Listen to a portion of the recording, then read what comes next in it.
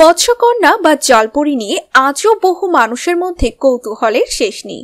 আর মৎস্যকন্যা নিয়ে রূপকথারও শেষ নেই। এ নিয়ে পূর্ণদৈর্ঘ্য ছবি পর্যন্ত তৈরি করা হয়েছে। এর মধ্যে ফেসবুকে ভাইরাল একটা মুভি দি মারমেইড বা মৎস্যকন্যা। কিন্তু প্রশ্ন হচ্ছে, আসলেই কি বাস্তবে এই মৎস্যকন্যা রয়েছে, নাকি সবই মানুষের মন গড়া কথা?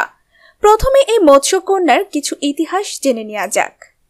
প্রাচীন সভ্যতার মানুষের বিশ্বাস ছিল পৃথিবীর সবচাইতে সুন্দরী রমণীরা নাকি মানুষ না, আসলে তারা অর্ধেক মানুষ অর্ধেক মাছ।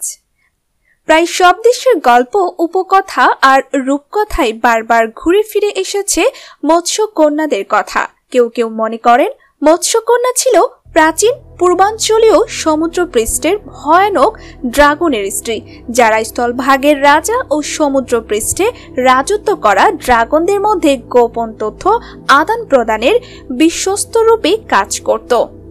প্রচলিত মত অনুযায়ী মৎস্যকন্যার দেহের ওপরের ভাগ হয় মানুষের মতো আর নিচের অংশ থাকে মাছের মতো। মাথায় রয়েছে কোমর পর্যন্ত ছাপিয়ে যাওয়া বিশাল আকৃতির সোনালী চুল, আর তারা দেখতেও হয় অপরূপ সুন্দরী। তবে বাস্তবে সত্যি এদের অস্তিত্ব আছে কিনা সে ব্যাপারে স্পষ্ট কোনো ধারণা পাওয়া যায়নি।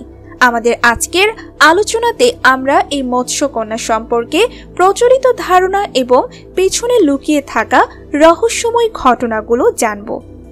মনে করা হয় মৎস্যকন্যাদের গল্প প্রথম শোনা গেছে প্রাচীন অ্যাসিরীয় সভ্যতায়। এই গল্প অনুযায়ী দেবী এটার গ্যাটিজ নাকি একবার ভুল করে হত্যা করে ফেলেন তার একজন মানুষ বন্ধুকে, আর তারপরই তিনি দুঃখে এবং লজ্জায় দেবী থেকে পরিণত হন মৎস্যকন্যায়। প্রাচীন সভ্যতার অনেক নিদর্শনে তাদের এই বিশ্বাসের প্রতিফলন পাওয়া গেছে। পাহাড়ের গুহায় তাদের আঁকা ছবিতে দেখা গেছে মৎস্যকন্যারা সাগরে ভেসে যাচ্ছে আর মানুষ তাদের দিকে বর্ষা ছুঁড়ে মারছে। প্রাচীন গ্রিক সাইরেন নামে এক ধরনের কাল্পনিক সামুদ্রিক প্রাণীর নাম শোনা যায়। অনেকে মনে করেন এই সাইরেনই মৎস্যকন্যা বা জলপরী। সাইরেনরা নাকি মৎস্যকন্যা বা সুন্দরী মেয়ে সেজে মাঝ সমুদ্রে দারুণ মিষ্টি গলায় গান গায়, আর এই গানের আকর্ষণে নাবিকরা দিক ভুল করে পৌঁছে যায় অন্যদিকে। তখন তারা সে জাহাজ ডুবিয়ে দেয় আর মানুষদের মেরে ফেলে, আর না হয় নিয়ে যায় সমুদ্রের তলায় থাকা তাদের জায়গায়। মৎস্যকন্যা দেখেছেন এমন মানুষের মধ্যে সবার আগে চলে আসে বিখ্যাত নাবিক কলম্বাসের নাম। 1498 সালে আমেরিকা আবিষ্কার করে পৃথিবীর ইতিহাসে আলাদা করে জায়গা করে নেওয়া কলম্বাসের নোটবুকেও রয়েছে মৎস্যকন্যার উল্লেখ। ক্রিস্টোফার কলম্বাস এক লগবুক অনুসারে তিনি যখন ক্যারিবিয়ান দ্বীপের পাশ দিয়ে যাচ্ছিলেন তখন নাকি এক অর্ধমানবী অর্ধমাছকে সমুদ্রে বেলায় বসে থাকতে দেখেছিলেন। এটাকে অনেকেই উড়িয়ে দিলেও বিশ্বাসীরা একেই মেনেছে মৎস্যকন্যাদের অস্তিত্বের সপক্ষে সবচেয়ে বড় প্রমাণ। আবার 1847 সালের কথা, 80 বছর বয়সী এক জেলে দাবি করেন যে তিনি নাকি উপকূলে থেকে 20 গজ দূরে এক মৎস্যকন্যা দেখেছিলেন। তার বর্ণনা অনুসারে মৎস্যকন্যা তখন গলদা চিংড়ির দাঁড় দিয়ে নিজের চুল আঁচড়াচ্ছিলেন।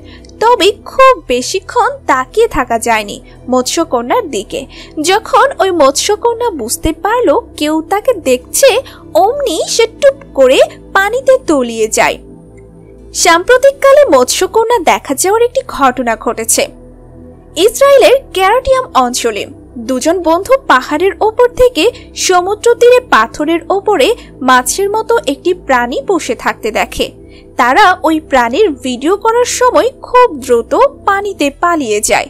ওই ভিডিওটা তারা ফেসবুকে আপলোড করার পর রাতারাতি ভাইরাল হয়ে যায়। তবে মৎস্যকন্যা দেখা যাওয়ার যে ঘটনাটা সবচেয়ে বেশি আলোড়ন সৃষ্টি করেছে তা ঘটেছিল 2017 সালে ডিসেম্বর মাসে ভারতের দীঘা সমুদ্র উপকূলে। বিস্তারিত তথ্য পাওয়া না গেলেও ছবিতে এবং স্বল্প সময়ের একটি ভিডিওতে দেখা গেছে অদ্ভুত এক প্রাণীর অদ্ভুত শারীরিক গঠন। এই প্রাণীটির মাথা ছিল সম্পূর্ণ মাছের মতো, তবে গলা থেকে দেহের অর্ধেক ছিল হুবহু মানুষের মতো, তবে তার হাত দুটি পেছনে বাঁধা ছিল। ভিডিওতে দেখা গেছে প্রাণীটি তখনও জীবিত ছিল, তবে এটি ঠিক কোন ধরনের প্রাণী বা এটির নাম কি কেউ এখন পর্যন্ত জানতে পারেনি। শেষ খবর পাওয়া পর্যন্ত প্রাণীটি বন্দর কর্তৃপক্ষের হেফাজতে ছিল। ইতিহাসে এমন ঘটনা উল্লেখ প্রচুর পাওয়া যায়। এসব ঘটনার উপর ভিত্তি করে তৈরি হয়েছে অনেক মুভি সিরিজ, লেখা হয়েছে অনেক গল্প উপন্যাস। মৎস্যকন্যার অস্তিত্ব বিশ্বাস করে আবার কেউ কেউ এর সত্যতা উড়িয়ে দেয়, কিন্তু পড়ে থাকে শুধু রহস্য, যার সমাধান আজও হয়নি।